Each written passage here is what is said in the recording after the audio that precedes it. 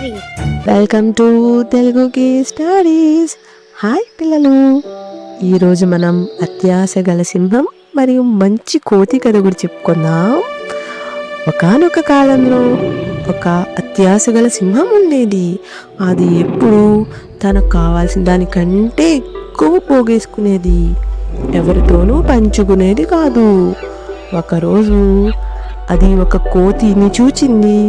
అదేమో ఎక్కడ చెట్టు పైన ఉండేది. కోతి సింహాన్ని చూచి దాన్ని హెచ్చరించింది, అత్యాశ వలన ఎప్పుడు హాని మాత్రమే జరుగుతుంది అని. కానీ సింహం దాని మాటలు పట్టించుకోలేదు.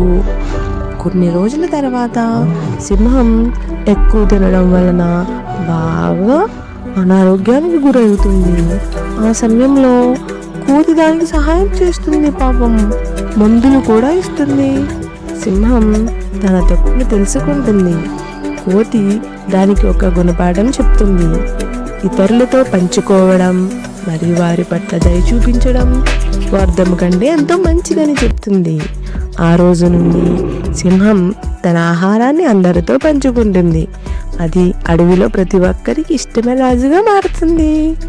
దీన్ని బట్టి ఏం తెలుసుకున్నాం మనం? మరి ఇతరులతో పంచుకోవడం మరియు శ్రద్ధ వహించడం ఎప్పుడూ స్వార్థం మరియు అత్యాశ కంటే మెరుగైనది అని. ఓకే, బాయ్ పిల్లలు. Like, share and subscribe.